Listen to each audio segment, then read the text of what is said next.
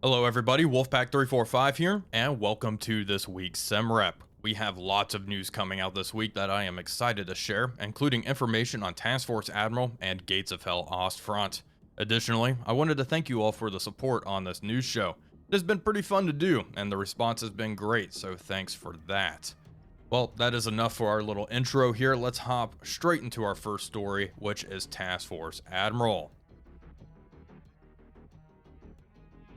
Task Force Admiral, the World War II carrier game that is being developed by Drydock Dreams Games and published by Microprose, focuses on the American side of the carrier air war in the Pacific. I played a ton of the demo that was released earlier this year, so if you're interested in watching some gameplay, do check that out on the channel.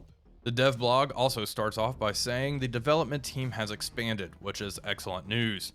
Many of these new developers actually started off as modders for War on the Sea and Sea Power. I always love seeing modders turning full-blown game devs. In general though, it's nice to hear that these dev teams are expanding. Regarding Sea Power, in an interview, Martin, one of the Sea Power devs, mentioned that they have around 10 to 12 devs working on that game now. Anyway, back to Task Force Admiral. This dev blog touched on many of the new features that are in progress. One of the really neat ones is the new animated crew, which certainly adds some production quality to the overall project. Additionally, features that were mentioned are tag view compatibility and a proper replay system, which is a goldmine for me. The real big announcement though is the fact that the devs are targeting Q1 2026 for release. This will be an early access release. This early access release looks like it'll be focused on the Battle of Midway and will include all of the assets associated with that, from the Atlanta class cruiser to B-17s and Brewster Buffaloes. I am assuming that the Coral Sea scenario will also be included with this release into early access. Part of me is a little worried that this is not enough content, even for a release into early access.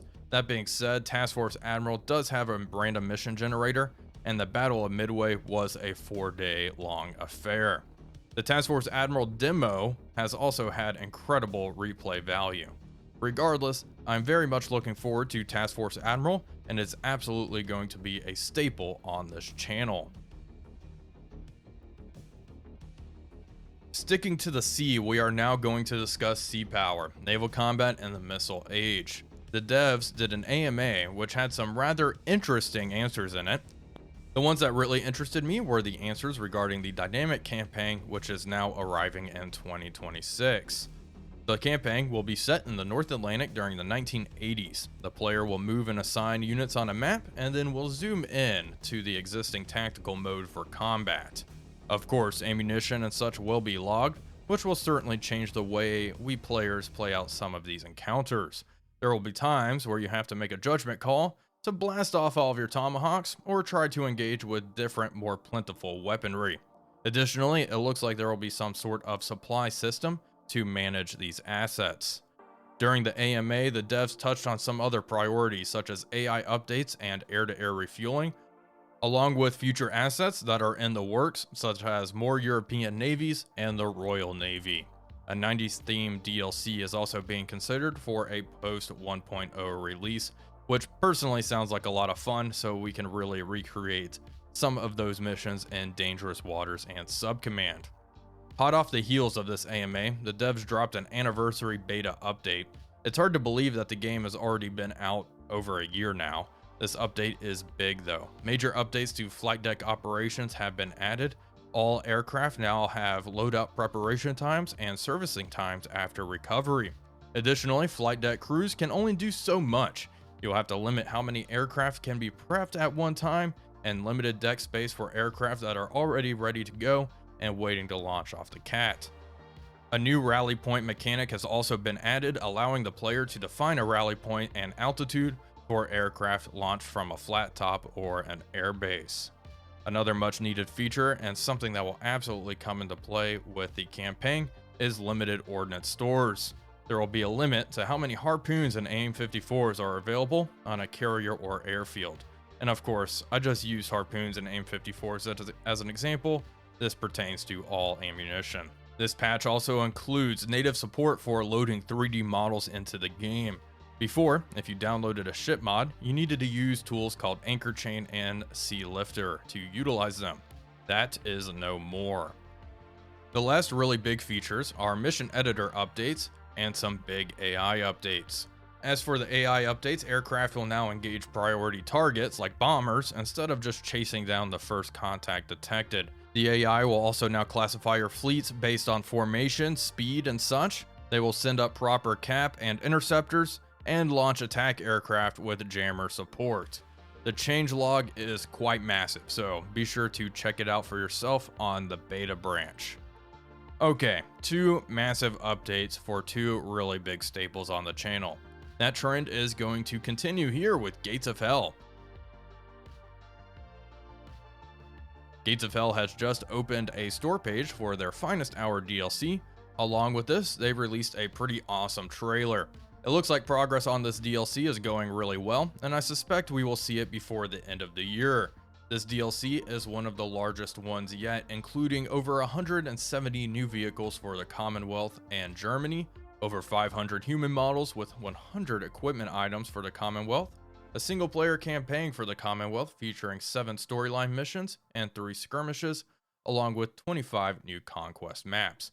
Of course, there's a lot more coming with the DLC than that. There's also a German campaign and multiplayer maps and such. This DLC is huge, and I cannot wait to hop in.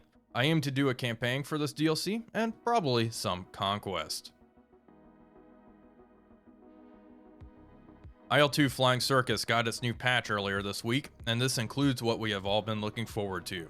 The 200-meter long Zeppelin has finally been released, and you can now fight it in the career mode.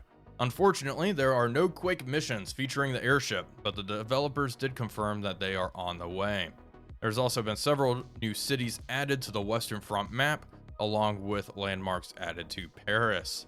Some World War II features have also been added in this patch, the big one being the DB601A engine for the BF109E4. This engine has increased sea level power, but reduced performance at altitude. Our final story today is for DCS World. To start off, new assets are coming to the sim, including the Grisha-class corvette. I always love to see more boats. The big news though is the announcement of a new map, the Balkans. This map is being made by One Retech, the same folks who did the Sinai map, which is really solid. Admittedly, the Balkans is a pretty good place for a DCS World map, considering the aircraft set list that is in the sim. I'm sure there will be plenty of missions regarding NATO operations over Yugoslavia. My excitement about new maps in DCS World is a bit muted these days, if I'm being honest, mainly due to the lack of content for these newer maps. Many multiplayer servers do not adopt the newer maps, so they don't split the player base, and without the addition of a dynamic campaign in DCS, you either need to make your own missions, or you're just really flying around to sightsee. Those are my thoughts anyway. I'm mixed on the new maps for DCS. I like seeing them, I just wish we had a proper campaign to actually do some stuff in them, but that is that. Anyway, folks, I do hope you all enjoyed this week's SimRep. If you did, please be sure to leave a like and comment, as it really does help out the channel. But until next time, this is Wolfpack345 signing off, and I'll see you all on the next one.